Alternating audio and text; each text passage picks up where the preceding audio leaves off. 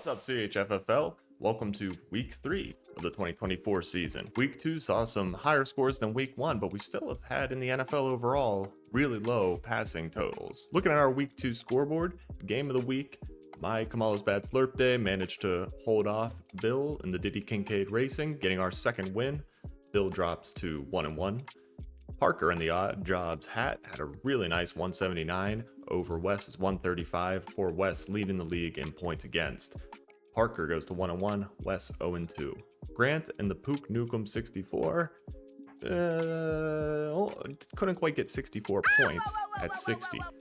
Max and the Koopa Troopas get a nice free win with only 89 points, putting them at 2-0 and tied for the conference lead. Swan, your team of the week, scoring 197 over Stan down at 135. Mark and the Aku Aku got a win and go to 2-0, taking a lead in the DualShock division. 109 only, but over Marty's 88. Matchups are everything. Finally, Minnie and the Sonic Springs to Rings picked up their first loss. It's no use! 99 to Banis 123. Both teams go to 1-1 now. With Isaiah Pacheco injured, waivers this week were all about who's going to be Kansas City's new back while he's sidelined. Carson Steele went to $50 for Bill. Go for it! Next highest was 15, Wes. Samaje Perine went to Minnie for 9. He was the only person to bid there. And Kareem Hunt went for 7 to Banis. I managed to scoop up Antonio Gibson, not as flashy, but a little better running back deck than I had. Another good pickup I like, Grant getting Alec Pierce. If Grant's team weren't terrible, this might be relevant. Now for our week 3 matchups, we're going to start in the Rumble Pack. Let's get this one out of the way. Wes versus Grant. Run Rashado run against Pook Nukem 64. Wes said earlier, most points against, should get the equivalent of a bye this week. Hunter Henry put up 2.9 for Grant. He does not have a kicker in the roster as of Sunday morning, so hopefully he gets that taken care of. Brees Hall got Wes a nice 18, get out to a good start here. Fantasy Pros has these guys so far apart, I'm not even going to talk about it. I even like Wes's defense. Cleveland has the Giants at home. Good matchup for turnovers. Needless to say, I'm picking Wes. Next, we'll see if Bill and his Diddy Kincaid Racing can bounce back against Max and the Koopa Troopas. Max has not lost yet this year, but this is his hardest matchup he's going to face so far. Fantasy Pros has Bill at a 94, Max at a 60. Max got a respectable 14 from Garrett Wilson on Thursday Night Football, giving him a good start. Tyreek Hill, what's the upside there? No Tua. I don't know.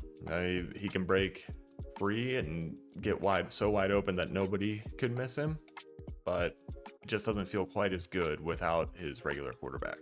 All that aside, Max's team with McCaffrey and Walker sidelined doesn't look that strong. Of course, I'm taking Bill. Last game for the Rumble Pack, my Kamala's Bad Slurp Day against Parker's Odd Jobs hat. Got a new name. Very nice. Right out of the gate, I want to see how the Mahomes-Allen matchup goes. Mahomes so far looks like I may have reached a little bit for him, not getting the increased passing totals I want, but Pacheco injured, maybe they go to the air a little bit more. You know Travis Kelce's not going to keep only getting a couple of targets a game. Taylor Swift needs more publicity. She's going to be in Mahomes' ear, I'm sure. Then you look at Taylor and Kamara versus Gibbs and Barkley. This is a fun matchup for running back enthusiasts. Parker's newly acquired DK Metcalf slots in nicely against Nico Collins too. Parker's team's looking really good. This is sneaky. Fantasy Pros only has him at a 74, which is surprising to me, and my team ranked at the highest for the week. Below Fantasy Pros is probably because Parker hasn't put his kicker in yet. Sam Laporta has been very disappointing.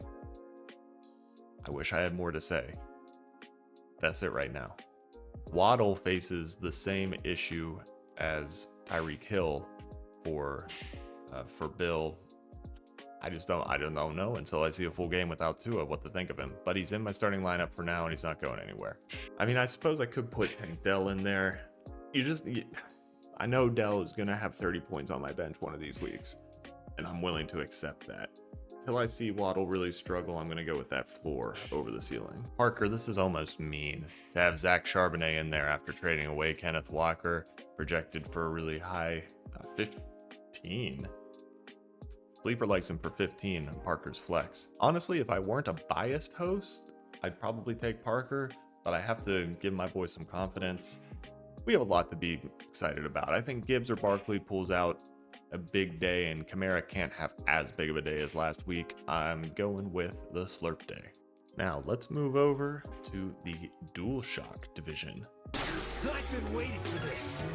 Starting with Swan, last week's team of the week, against Marty. Swan comes in as a heavy favorite both on Sleeper and Fantasy Pros. Fantasy Pros, he has an 88, Marty 42. Kyler Murray shut everyone up week 2, 30-something points. Looking like a great keeper for a while for Swan. Marty, a devastating 0.3 from Ramondre Stevenson on Thursday night.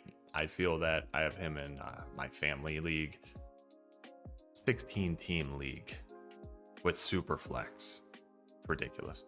Otherwise, from Marty, the upside seems fairly limited. Some of the excitement from week 1 pulled back a bit. Xavier Worthy, not quite as great.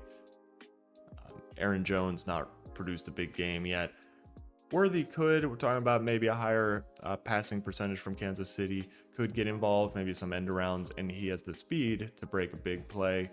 That's where Marty's chance comes here, but I think it'd be foolish to go against the expert. Swan looks like the likely winner. Next, we have Stan and a Need for Speed, Rice's Revenge against Mini's Sonic's Spring Strings. Another big spread on Fantasy Pros. Stan heavily favored, 85-46. Projected to win by 17 on Sleeper right now. I don't know how many weeks I'm going to have to focus on this. Hopefully not too many for my sake in Dynasty, but until Travis Kelce becomes Travis Kelce, it's really hard to get enthusiastic about Mini's team. You use one of those first couple picks on what you're assuming is a major advantage at a niche position. You don't have that, then the rest of your team is not going to stack up. That was your whole idea, is that I'll be a little worse in the flex spots with my big tight end advantage. And if you don't have the big tight end advantage, you're just a worse team. It's no use. Deebo Samuel also out for Mini. Makes it really tough to see a situation where he produces a ton of points. Over on Stan's side, Rice looks like a better keeper than I was considering. The namesake putting up a good 20 last week. He and CD Lamb give Stan enough floor that this one, again, is not really close. I don't think I always just go with the projections. This week, it's just kind of happening that way. Finally, our game of the week, Mark and the Aku Aku versus Banis and Les Enfants Terribles. Mark, after week 1, everybody thought easily by far best team in the league, but that fool didn't account for everybody on his team getting hurt. Big 3-headed wide receiver monster is down to 1 with Kupp and AJ Brown both sidelined, but Mark somehow went ahead and got J.K. Dobbins, who looks like one of the picks of the year, so his team is still very solid, sitting at 2-0 against probably his best competition in the Dual Shock division. Swan obviously making an argument for that last week, but I still think Banis is the second strongest team in the Dual Shock division. This game just strikes me as very important for down the road playoff implications. Banis favored on Fantasy Pros, 94-79. Currently on Sleeper, projected to win by 17. This comes after having the Jets defense on Thursday Night Football. Great matchup with the Patriots. They got 21 points. Also significantly like Tony Pollard over Devin Singletary. Personally, I see that as a higher upside play where Mark can make up some ground. Substituting in for the wide receivers, Mark has Jameson Williams, who's gotten 29 and 14 points. The deep threat, who's missed a lot of time in his 2 years for suspension and injuries. Is he finally coming into a consistent role? Is this something that's going to disappear some weeks? Mark obviously hoping that he's found yet another good wide receiver in the rough here. And it's very happy to see Amon-Ra St. Brown bounce back with 22 points last week.